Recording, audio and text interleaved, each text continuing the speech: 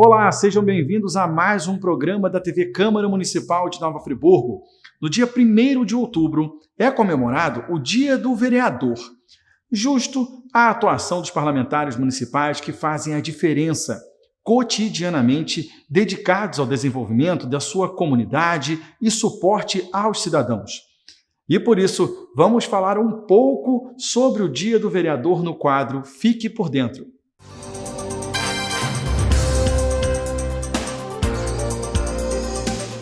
Desde a primeira eleição para a vereança municipal, no primeiro município do Brasil, a Vila de São Vicente, no litoral de São Paulo, em 1532, o vereador vem aumentando cada vez mais a sua importância como uma das principais bases da democracia brasileira.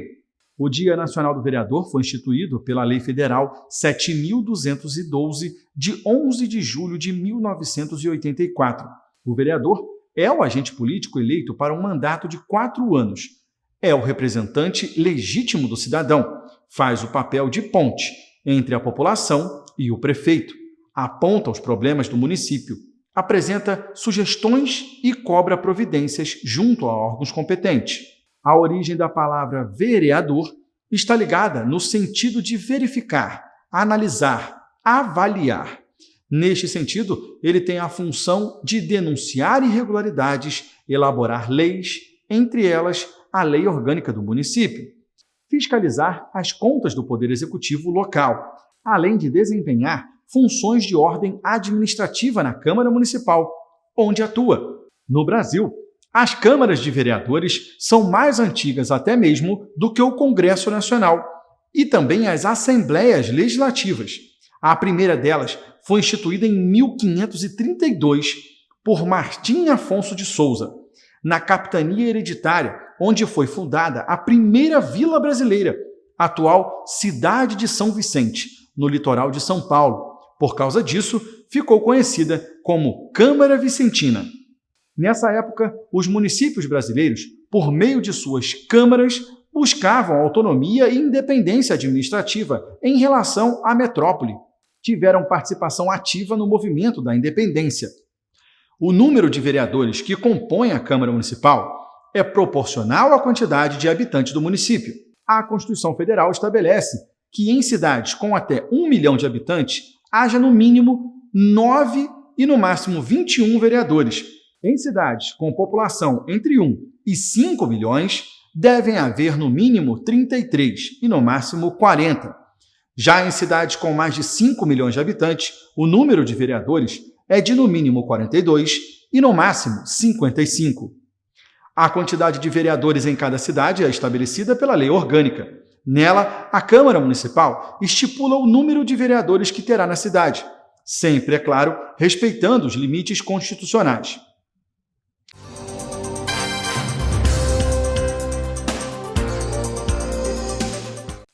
E continuando as entrevistas comemorativas dos 200 anos da Câmara Municipal de Nova Friburgo, essa semana, a representante do Legislativo na área de comunicação social, Fernanda Guimarães, conversou com os professores Sônia Regina Rebel e João Raimundo de Araújo sobre o artigo A Nova Friburgo na Velha República, aspectos políticos. Confira! Olá, vamos apresentar mais um programa TV Câmara 200 anos.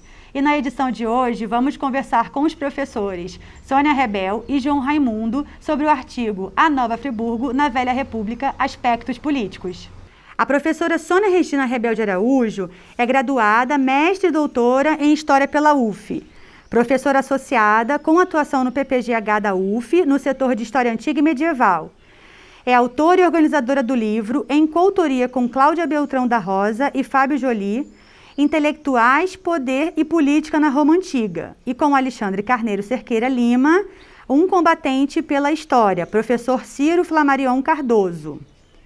Ela é ainda autora do artigo Cotidiano, Cultura e Educação em Nova Friburgo, no livro Teia Serrana, Formações Históricas Nova Friburgo, e do artigo Diplomar a Mãe Professora, Festas da Ordem no Colégio Nossa Senhora das Dores, no livro Teia Serrana 2, Novos Temas, Novas Abordagens, publicado em 2020.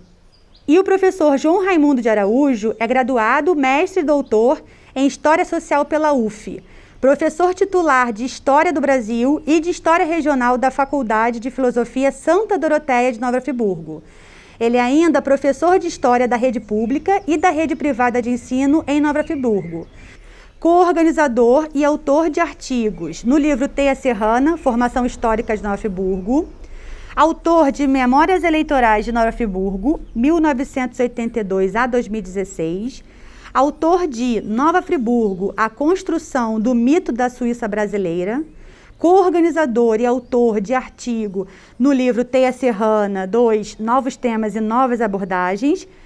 Prêmios, título de cidadania friburguense pela Câmara Municipal de Nova Friburgo, em 1992.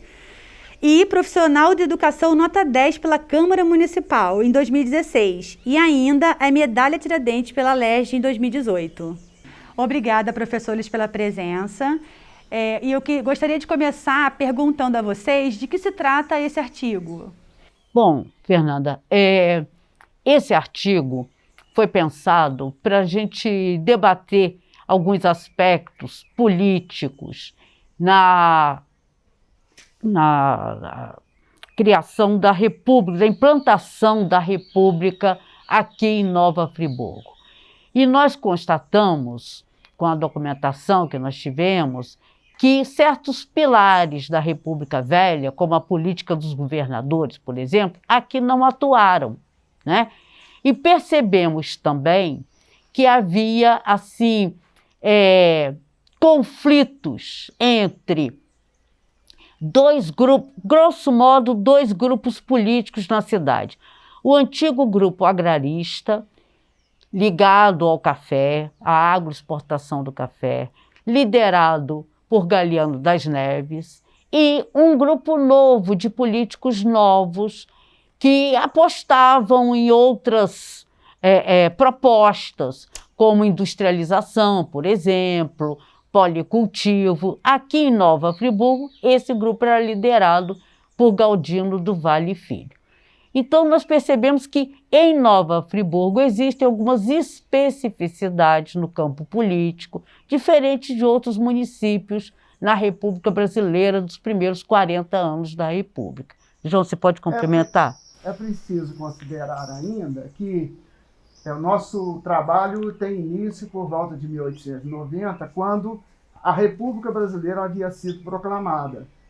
E, comparativamente com o período do Império, né, o Império que foi derrubado, há algumas alterações, né, nesse início republicano.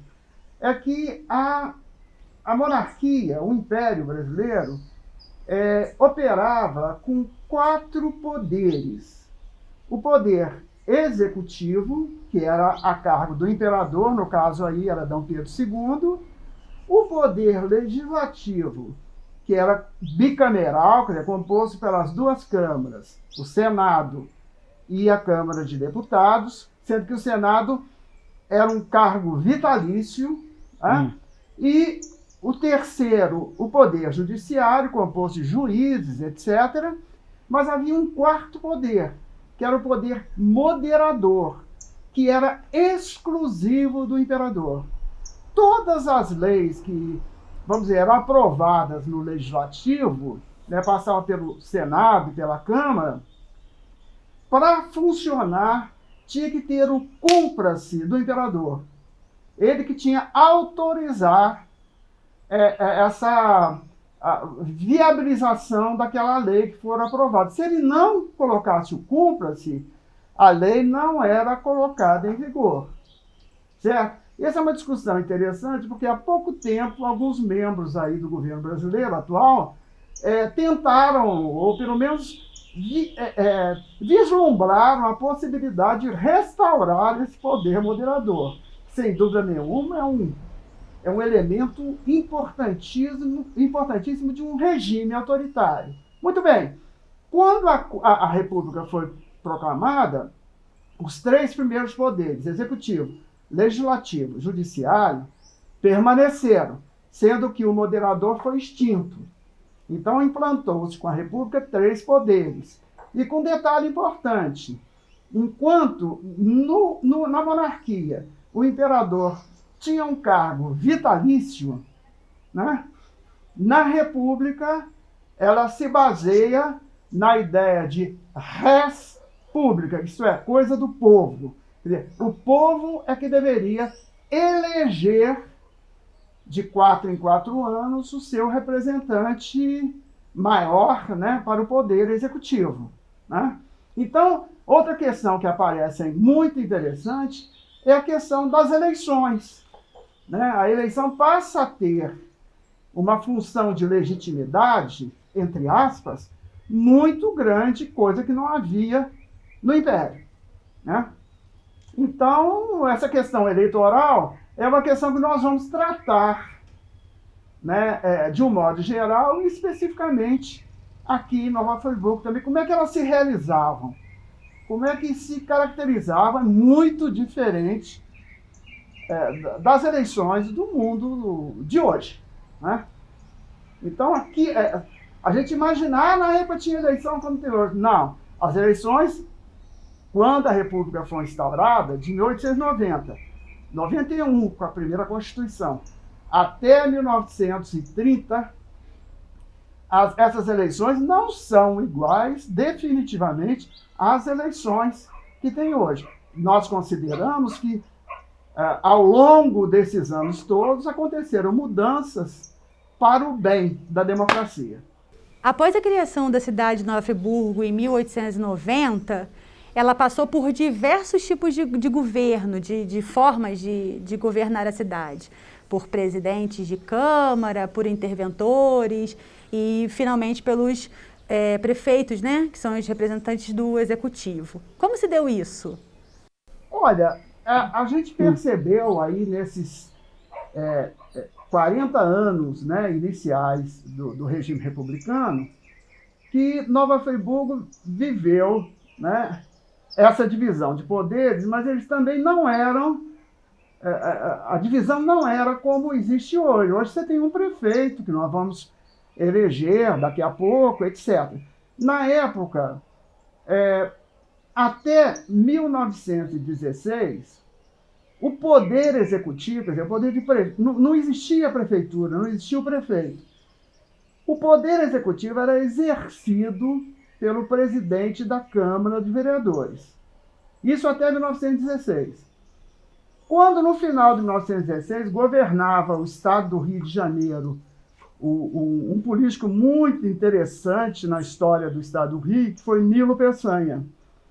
E ele resolveu criar um novo poder executivo na cidade, que é acabando com essa história de que o presidente da Câmara seria o chefe do poder executivo, e criou a prefeitura. Só que ele não estabeleceu normas para eleições de prefeito. Então nós vamos ver que entre 1916 e 1922 foram nomeados para governar Friburgo vários diversos interventores na política local. Detalhe interessante, que eram todos eles ligados à política do Nilo Peçanha, lá de Niterói. Muitos deles vieram lá de baixo para governar Friburgo, né? E não eram eleitos, eram indicados pelo governador do estado. Somente a partir de 1922, 23, é que tem início as eleições para prefeito de Nova Friburgo, né? Então, a partir de 1923 até 1930, os prefeitos de Friburgo serão eleitos por aquele eleitorado que tinha direito a voto, que a gente sabe que não eram todos. Por exemplo, o eleitor era maior de 21 anos, só podia ser maior de 21 anos. As mulheres não tinham direito de voto, né? Os políticos brasileiros consideravam, na época, que mulher não precisava votar porque elas já são representadas ou pelo pai, quando solteiras, e quando casadas, pelo marido, né? Outros também, quer dizer, as mulheres eram excluídas. Outra exclusão que havia também era a questão de que só podia votar quem era alfabetizado. Ora, considerando que o país viveu séculos de escravidão negra e que recentemente, em 1888, é que houve a abolição da escravatura, e não houve por parte de nenhum governo republicano qualquer intenção de, vamos dizer, educar formalmente essa população recém-saída da escravidão, então a gente vai ver que a grande maioria da população em todo o Brasil, incluindo Nova Friburgo, era uma população de analfabetos. Então, o universo eleitoral é muito reduzido, né? Por conta dessas exclusões que eu acabo de dizer. Vocês acreditam que a exclusão de determinado segmento da população friburguense esvaziou o sistema, os princípios democráticos? Democracia realmente é difícil você afirmar que havia democracia nessa época, né? Porque algumas coisas que nós constatamos e escrevemos no artigo é que as eleições tinham pouca importância, o número de votantes era mínimo, né? Até por esses critérios que o João falou, né? Das exclusões, tinha que ser maior de 21 anos, alfabetizado, né? Então, mulheres, analfabetos, a imensa maioria da população não votava, né? Soninha, então, só um minutinho. Sim, pois não. A gente tem que lembrar também que o voto não era obrigatório, o voto era opcional. Exatamente. E era um sistema tão esdrúxulo que era voto secreto, mas ao mesmo tempo o voto era descoberto. Era o bico de pena que funcionava. Então, havia também... o voto não era obrigatório. Isso fazia com que muitos nem se interessassem em ir votar. Então, já tem esse componente também. Não se interessavam em ir até a urna.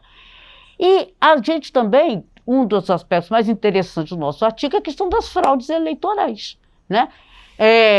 A fraude já começava na montagem da mesa de votantes, né? O local da votação, às vezes, para constranger a oposição, o local da votação era a casa do chefe local. Então, quem era oposição ao chefe local ficava constrangido de ir até lá votar. Então, a composição dessa mesa de voto, que, aliás, era a mesma mesa de apuração, essa composição, ela também era muito bem pensada para garantir a eleição dos candidatos da situação. Então, a fraude corria solta. A apuração começava logo a seguir a votação, né? Mas a ata da eleição poderia só ser confeccionada um mês depois. E aí é que a gente fala de um mecanismo também, uma criatividade interessantíssima da República Velha, que era o voto de defunto. Essa mesa dos votantes aceitava alguns títulos, validando, e às vezes o cidadão tinha morrido, então outra pessoa ia votar com o título do morto, do defunto. E não aceitava um título, ela podia dizer, não, esse título seu eu não aceito, entendeu? Então uma pessoa que aparecia para votar podia não conseguir. E se tudo falhasse, era tudo feito para não falhar, para o candidato da situação se eleger. Mas se houvesse um desastre, havia um outro mecanismo que a gente chama de adegola, né? Que era o governador do estado sancionar, dizer, não, quem ganhou a eleição foi fulano, e não esse que vocês apuraram aqui. Essa é a degola. Então era tudo feito para ser fraudado e para assegurar o domínio das classes dirigentes e dominantes nos respectivos estados, e aqui em Nova Friburgo, né, no estado do Rio, que tem lá suas especificidades, diga-se de passagem. Nós até, Fernando, só para ilustrar bem assim, o leitor que quiser ler o nosso artigo, no final do artigo, no final da bibliografia que a gente colocou dois livros da literatura brasileira que é interessante ler porque a pessoa tem uma dimensão do que era a eleição naquela época. Um é do Jorge Amado, né? O livro Gabriela Cravo e Canela, famoso livro, enfim, virou novela, etc. E outro livro é um livro intitulado Vila dos Confins, de Mário Palmério, mineiro chamado Mário Palmério. Esses dois livros são ficção, mas que mostram como é que se realizavam as eleições no interior do Brasil. E o papel dos coronéis, que é muito acentuado no caso de Gabriela Cravo e Canela, enfim. A senhora falou sobre bico de pena. O que era essa eleição bico de pena?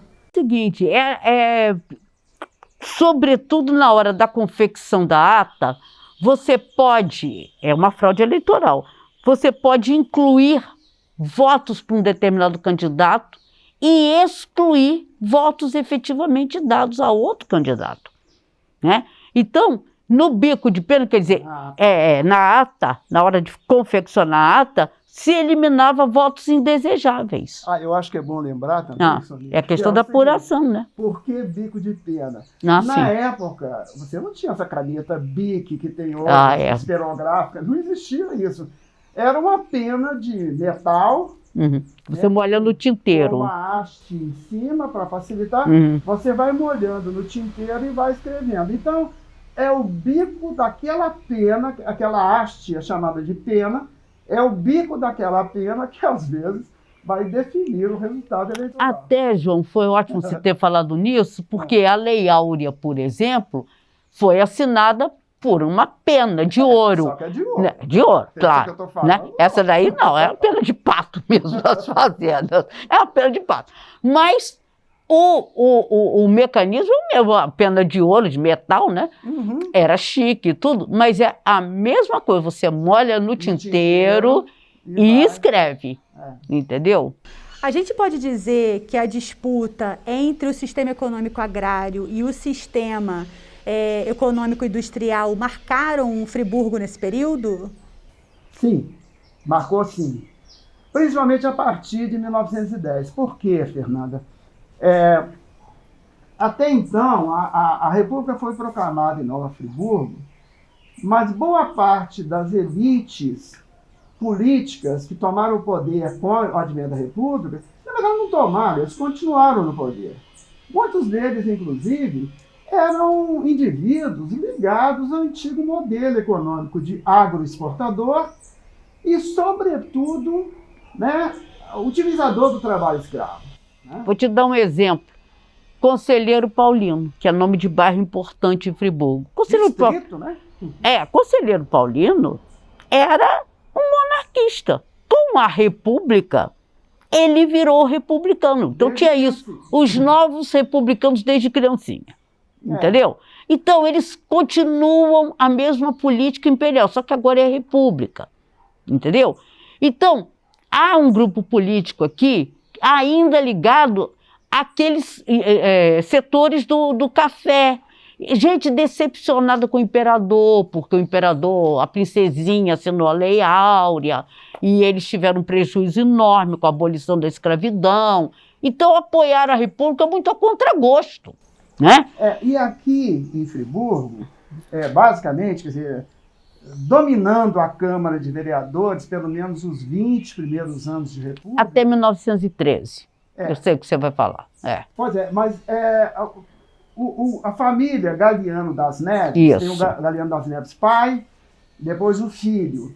Né? Galiano das Neves. E, curiosamente, essa família teria vindo do interior de Minas Gerais, especialmente da cidade de São João del Rei, migrado para Nova Friburgo, e eles compõem assim, a família é o mesmo tronco da família Neves, que mais tarde na República Brasileira vai dar Tancredo Neves e malfadadamente o neto Aécio Neves. Né? Então é o mesmo Neves. Quando você encontrar pela rua, até na discussão que eu ouvi outro dia num programa de rádio, o Guto estava dizendo, eu passo por alguma rua, vejo o nome tal. Quando vê algum sobrenome, Neves, certamente, provavelmente, é proveniente de Minas Gerais, que migrou para Friburgo lá na segunda metade do século XIX. Né? Então, esses Galeão das Neves, embora nem sempre eles apareçam como presidente da Câmara, mas quem assume a presidência da Câmara nesse período é alguém ligado ou dependente desses galeanos, né? Como, por exemplo, Ernesto Brasílio, né?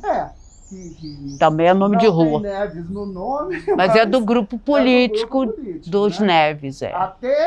Então, durante esse tempo longo, são eles que dominam, quer dizer, uma política puramente agrária, claro, em benefício, né, dos interesses agrários no município. Porém, a partir de 1910, foi eleito o Galdino do Vale Filho, né, que veio jovem para Friburgo com os pais, estudou no Colégio Anchieta, mais tarde foi fazer medicina no Rio de Janeiro, e ele vai se tornar um político da cidade e vai trazer para cá, veja bem, na época no Brasil havia uma discussão muito grande sobre o Brasil republicano, o que deveria ser, assim, entre aspas, a vocação brasileira. Alguns diziam, o Brasil tem que continuar sendo agroexportador, exportar café, açúcar, etc. Há uma outra corrente, até de políticos do estado do Rio de Janeiro, no caso, por exemplo, Alberto Torres, que defendia uma mudança de modelo. Ele dizia, não, o Brasil tinha que continuar sendo um país agrário, mas não exportador. Tem que priorizar pequenas e médias propriedades com a intenção de produzir alimentos para o mercado interno. Essa é uma segunda corrente.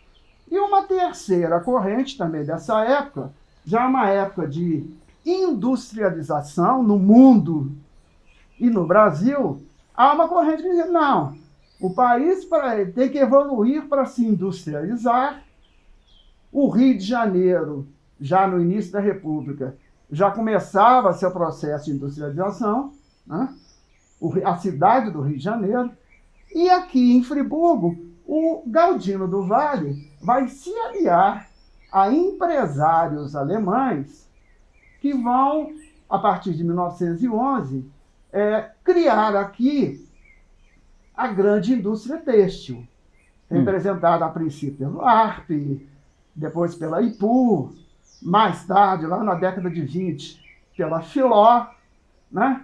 Vão ser as três grandes empresas industriais, né, têxteis, que vão mudar o perfil de Friburgo. Friburgo vai perder, a partir dessa ação de Galdino do Vale e dos empresários alemães, vai perder aquele ar de rural, né?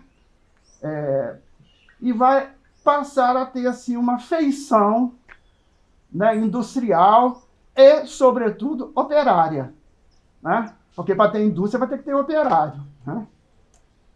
De modo que muitos até ex-escravos que migraram das regiões do interior para o centro urbano vão se tornar operários dessa indústria têxtil que se cria a partir de 1911.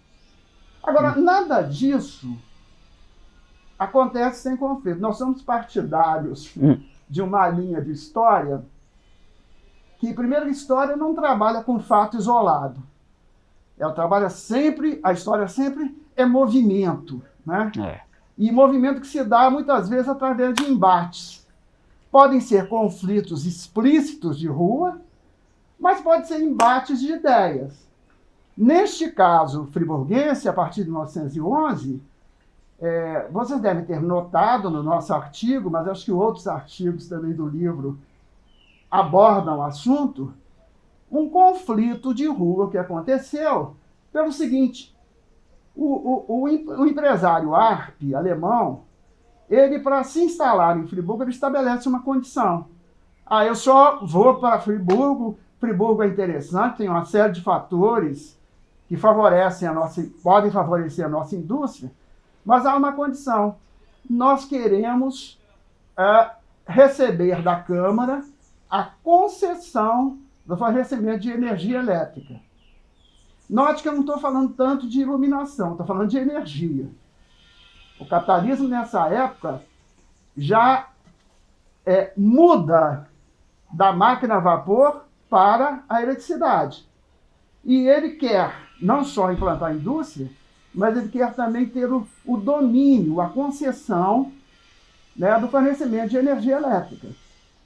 E a Câmara, que na época era uma Câmara, como eu dizia, do grupo dos Neves. Galiano das Neves, né? Não vai aceitar essa mudança de concessão. E isso vai provocar uma série de discussões políticas e tal, e vai redundar num fato no dia 17 de maio, curioso, né? 17 de maio de 1911, quando, após um comício realizado no centro de Friburgo, a população, indignada com a atuação da Câmara de Vereadores, essa população sai pela Alberto Braun, quebrando os lampiões a gás que existiam ao longo da avenida. Depois de quebrado todos os lampiões, eles retornam, invadem a Câmara, destroem todo o mobiliário da Câmara. Que, aliás, ficava ali no início da Monte Líbano, onde mais ou menos é o Banco do Brasil hoje. Por ali. É. Próximo ali, onde hoje é o Banco do Brasil. Então, essa população invade, destrói o mobiliário da Câmara, e isso vai assustar demais os vereadores, né? Que jamais viram ou imaginaram uma oposição nesse nível. E logo na semana seguinte, ele já envia um pré-contrato, né, de concessão ao ARP. Eles enviam ao Rio de Janeiro, à procura lá do empresário. Eles vão lá entrar num acordo e tal. E em meados do mês de junho, é assinada a nova concessão. A Câmara transferindo para o ARP o direito de operar com a energia elétrica em Nova Friburgo, né? É uma coisa interessante, Fernanda, é que eu acho que a Helene que tem uma expressão muito interessante, né? Dizendo que as autoridades às vezes ouvem bastante a reclamação da população, né?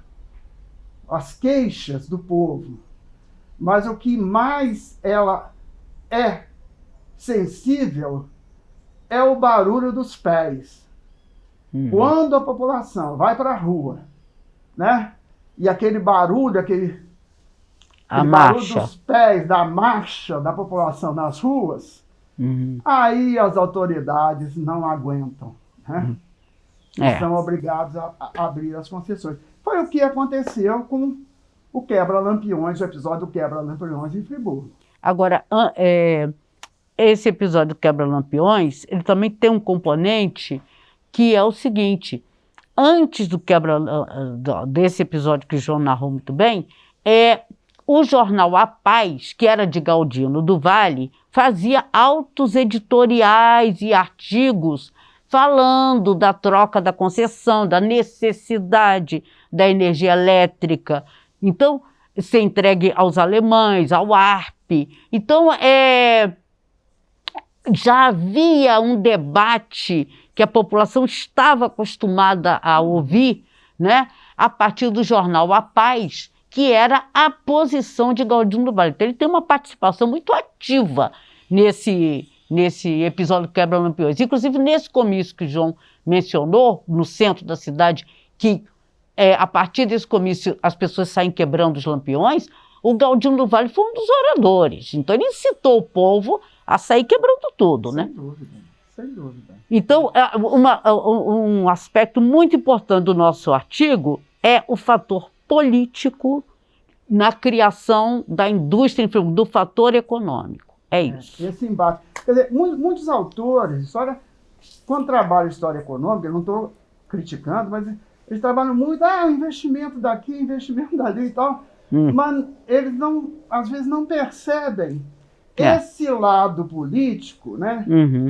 Que há em qualquer decisão econômica. Por isso a gente acha que economia é sempre uma economia política. Não existe economia pura, né? E isso embasa um pouco essa nossa preocupação de trabalhar tanto com o movimento. Quer dizer, Friburgo, a partir do quebra-lampiões, tornou-se um outro modelo de cidade. Né? Vocês acham que a vitória da industrialização em Nova Friburgo foi positiva? Eu acredito que sim. Sim, eu também acho. E acho que no sentido de que criou um novo modelo de uma cidade mais moderna, sem dúvida, né?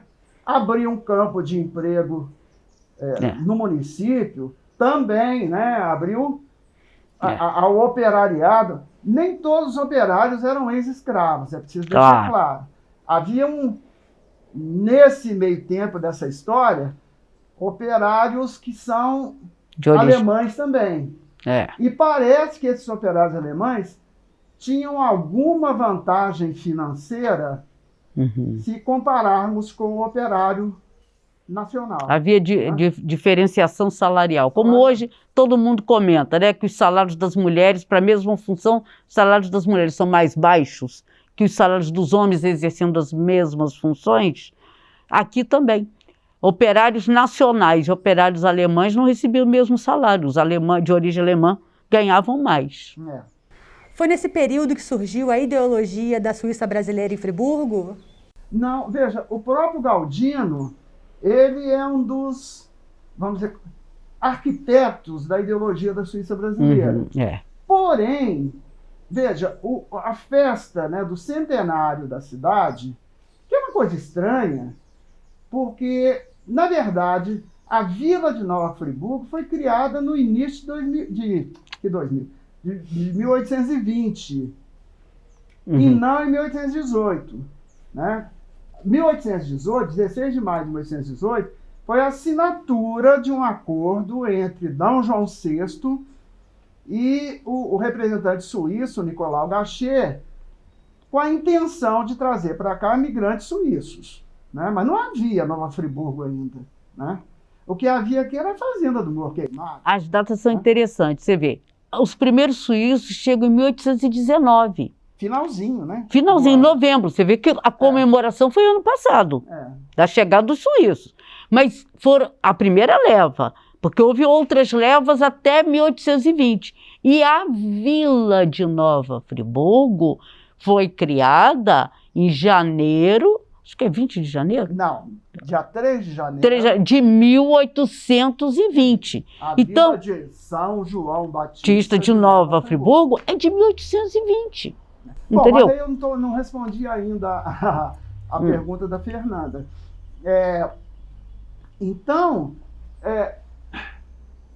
a questão é o centenário brasileira, ela foi criada com artigos também do Galdino do Vale. Ocorre que, quando foi comemorado, né, a 1918, 16 de maio de 1918, o Galdino estava afastado da política, porque ele foi afastado pelo Nilo Peçanha. Era a época das interventorias. Silvio Rangel. Silvio Fontoura Rangel, que era um político da Baixada Fluminense. Mas era amigo de Nilo Peçanha, uma pessoa da confiança de Nilo Peçanha. Então, agora, toda essa ideologia, certamente, boa parte dela, foi construída com Galdino do Vale, e na festa de comemoração dos 100 anos, em 16 de maio, teve a presença aqui de um intelectual do Instituto Histórico e Geográfico Brasileiro, chamado Agenor de Ruri. Ele vai fazer um discurso, né, exaltando, né, os suíços em Nova Friburgo. Friburgo, com isso, se tornou uma cidade branca, onde não existiam escravos. É uma ideologia do branqueamento social, que é um absurdo, né? Então, quando eu pesquisei e escrevi sobre a chamada Suíça brasileira, eu tratei isso como um mito. Mito não é uma mentira, não é uma inverdade. É uma narração. É uma narração, né? uma narração que prioriza determinados elementos e desconsidera outros. Por exemplo, desconsidera a escravidão em Friburgo. Você veja, o primeiro ideólogo da Suíça brasileira, como o João disse, foi o Galdino do Valle. Mas em 1918, o ano do centenário, Galdino estava fora, João afirmou isso, ok. Mas houve a festa do centenário, organizada por Silvio Rangel e outros próceres locais. Muito bem. Então, você veja a festa da ordem, como ela consolida uma ideologia. No meu artigo, no Terça Serrana 2, eu escrevo sobre festas da ordem, mas dentro do Colégio Nossa Senhora das Dores, a festa de formatura, para consagrar um tipo de ideologia do sagrado sacerdócio do magistério. Uma coisa que existe até hoje, que é um absurdo, entendeu? Que a professora é mãe dos alunos, então ela pode ganhar muito pouquinho, porque uma mãe não cobra para amamentar o filho, a mãe não cobra para fazer um curativo no bracinho arrebentado do filho, no joelhinho ralado, não é?